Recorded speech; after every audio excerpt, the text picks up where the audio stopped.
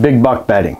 I'm sure everyone wants big bucks to bed on their land, and unfortunately people start with buck bedding, big buck bedding, and designing buck beds. That's a big fad. You know, there's a lot of stuff out there about how to design the perfect buck bed. But if you don't take a step backwards and create doe bedding first, then you're not going to have buck bedding. And we're going to take it one step further today.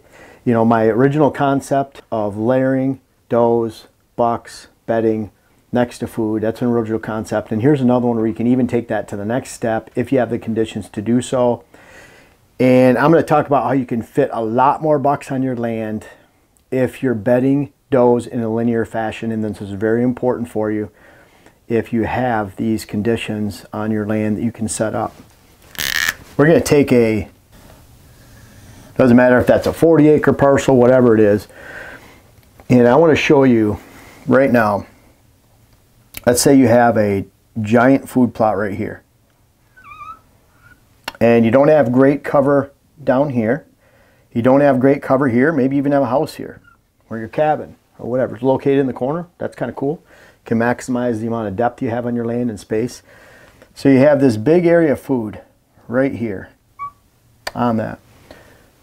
Does like to bed right next to their afternoon food source. If you have the conditions for them, they'll bed right here. The problem is if you have a small circular plot, let's say that's only an acre, you have to stack does on top of does in order to maximize that food space and knowing that those does are going to bed there. And if you have an area like this, this becomes very competitive where deer are being pushed and pulled out of the situation. And anytime you have a high degree of stress, it's the same in our families, in our homes. If the women are stressed, then it might not be a really calm environment in the home. I know that with my wife Diane. She's a peach, but sometimes when I'm an idiot, she's not, and it doesn't make things very fun in the household. And that's the same with your deer property. If you're jamming all those does back and forth into each other, it's not going to be a pretty picture. And what ends up happening is that presence and that stress gets projected to all corners, all sides of the property, and there's nowhere left on a 140 or 160 acre parcel, let alone a 40 acre parcel, let alone a 10 acre parcel, where does and bucks can live in harmony, low stress.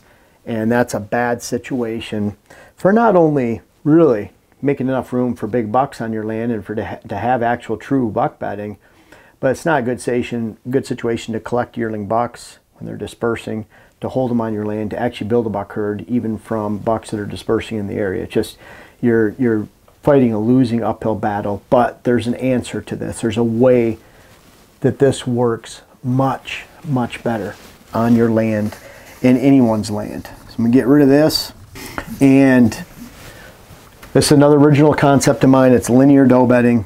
We'll talk about that 40-acre parcel again. And we'll use these same examples, but I'm going to show if you can allow for a linear food source, however it shapes on your property, wherever it's at. Let's say there's no cover here, meaning there's no deer bedding, so that allowed you to get around this. The same with right here.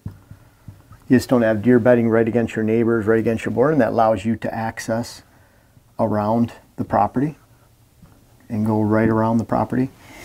So this is food, linear food source. A lot of times, I just did this with a client up in Hudson, Wisconsin. We created linear food sources where we're actually increasing the amount of food on the property, but because the food is running in a linear fashion. Again, going back to does like to bed as close to their food source as possible. Now you're creating for the opportunity for doe bedding right here, here, all along here. Does can have their space. So what you're doing is you're taking those does that were infighting and really bedding those layers on that single food plot that might be an acre, and you're stretching those does out. And what does that do, folks? It frees up space on the property for buck bedding. Again, you can't have buck bedding unless you have an established season-long food source You have doe bedding adjacent to it with the conditions that is appropriate for doe bedding. After you complete those 2 steps and you have quality cover, however you determine that. It could be that you have upland mix that is great. You add some switchgrass pockets for some structure in there. Switchgrass is a bedding structure. So is autumn olive. So is red cedar. So is pine or spruce. They're all bedding structures that you can utilize. You don't want all of that in a bedding area. So you want diversity. If this was hardwoods, you can create openings and cuttings within that pocket. I've encouraged clients in some cases, let's say there's medium size or medium aged hardwoods, just going in there, and it might be a 10-acre area and you're taking 1 per acre. You're creating a 1/10 of an acre opening, an 1/8 of an acre opening. You're knocking down some timber. You're allowing the sunlight to come in, and that's all you're doing. You're not even creating hinge cuts. You're just making it easy on yourself. You're just creating a diversity pocket where you can get sunlight and regeneration. The cool thing about something like that is you can maintain and you can rotate those cuttings for decades to come. You go in there 6-7 years from now when that browse is getting above shoulder high, even though you have good stem count, and you create another opening in the pocket, another opening in the pocket, and you're continually working, you're continually rotating, and it's something you can do for decades to come. If it's a lot of switchgrass or upland mix, then you can add browse pockets, get rid of the grass, get rid of the structure, meaning the switchgrass, the red cedar, the spruce, the pine, and you can create that bedding area. Bottom line is, you don't really care where that buck's bedding in there. You just want to create a bedding opportunity for that buck. So whether he's here, here, here, or here, it doesn't really matter. What I like about long linear plots like this is when you have that food source in those locations, this right here, if you just turn this a little bit, then the deer that are using this will head in that direction too. Maybe they head in that direction. But bottom line is they're heading parallel to your borders. You can take something right here. You could connect these two with a travel corridor. You're just connecting those two. Creates a stand location here. You create a stand location right here for evening hunting. You might even have daytime cruising, hunting an area like this. You can stretch this food source to move those deer parallel to your border. Again, this is all food through here. This is all food right here. And now you create a stand location here. You create a stand location where you can slip in the morning hours, wait for that buck to come back to you. You can create travel corridor through the cover, back here. Stand location here, here are for morning stands. So now you're creating a stand assemblage. Because of the positioning and the length of the food, you're throwing deer parallel to your borders. You're setting up stand locations with the position of the food and where it's throwing deer, because deer will move and travel out of these ends consistently. So you get a lot of movement through here, and then certainly off these ends as it continues to push those deer around. This all works because you've used that linear food to establish the doe bedding that is right around in that location, right up against the food. You've pulled them out of the center of your land.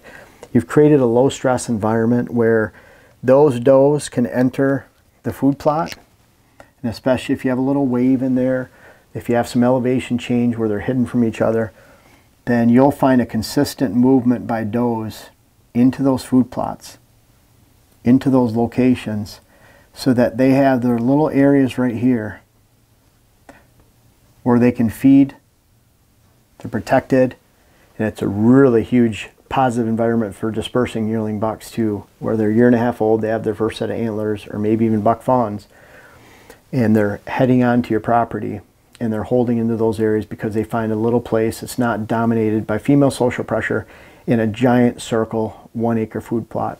What's really cool about all this, low stress, low pressure. You'll see the same does heading to the same spot in the field and in the food plot every single day, and when that happens, you draw bucks closer to that movement.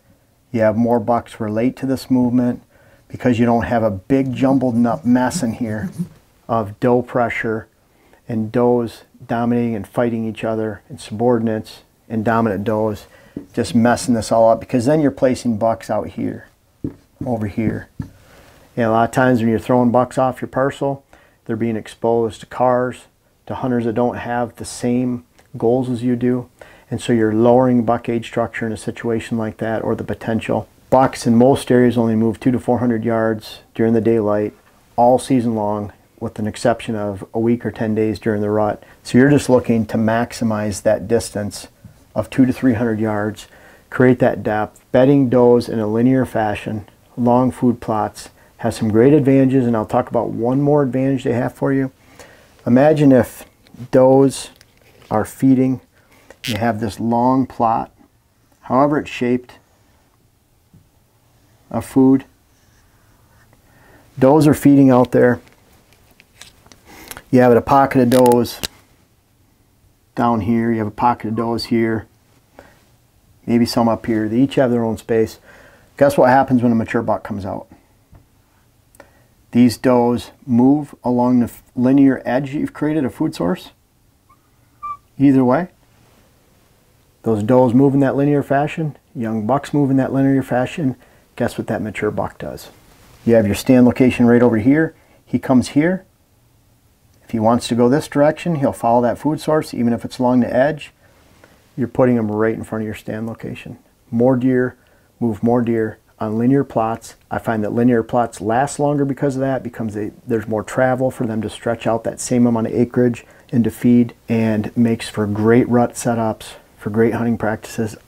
I can't use this on my own land here where I hunt in the in Coon Valley, because we have separate pockets of food that are on the only flat spots in the whole valley. So I can't make long linear plots, or I would, that were appreciable. I'll leave you with those long linear plots. If they're 10 feet, 20 feet, there's not a lot of power in there. When you start to get to 30 to 40 feet wide, depending on the size of your parcel and the length, they can be a great width. I don't encourage, typically when I'm on hunting properties, even with large properties, that those widths are more than 80 to 100 feet wide, depending on the length. I was looking at one recently where it was going to be about 750 yards long over a long stretch. That's going to end up being about 90 feet to 100 feet wide. That gives you a great ratio of length to width. You want more of an 8 to 1 length to width ratio, maybe a 15 to 1, a 10 to 1, not a 3 to 1, because then it's more getting closer to a square or maybe a short rectangle. You're not going to move a lot of deer. So think about this. Think about the hunting ability, the ability for you to hold more bucks on your land, to move deer where you want to parallel your borders so they're not. And the opposite of this is obviously, yeah, food, what you don't want. You wouldn't want food just going like this across your border and ending 30 yards from your border, because your neighbor, if they're smart, they're going to hunt right there, because you're going to pull deer out of the cover, they're going to turn left or right to follow, and they're going to end up at your neighbor's. Bedding does linear. It's a great way to maximize the big buck bedding potential on your land, and you're not going to have those big bucks bedding on your land if you don't have the food source established all season long, the does bedding adjacent in any situation. But when you can add linear food plots like this, and maybe it's like us, we have 3 food plots and they're different shapes, but we have them stretched out in a linear fashion, so they complement all of our habitat going up into the valley that you see often. So we have them stretched out. Try this year. If you do it, it's going to work. But think about all the concepts that relate to this. This is another original concept of mine. Think about the layering effect. Think about the paralleling habitat features. Think about, if you have paralleling habitat features, then you can not only have a stand assemblage of morning stands, evening stands, which is another concept of mine, but you can access perpendicular like a predator into a stand location to a movement that's highly defined and running right and left. Great setup for archery hunters. Can you imagine a gun stand at the end of these? They work incredibly well. And I encourage you to try it this year. It's a great way to maximize the number of bucks you have on your land, or maybe even attract them in the first place. Great concepts. I hope you can apply them to your land, and I hope this makes a lot of sense, because boy, this is something that can really help you out. And a lot of these concepts are in my first book that I have. I call it the Red Book, but it's Whitetail Success by Design. It was something I published in 2012 with all these concepts, because I wanted to put them on paper, because they are mine, they work, I'm excited about them, and I'm excited for you to try them.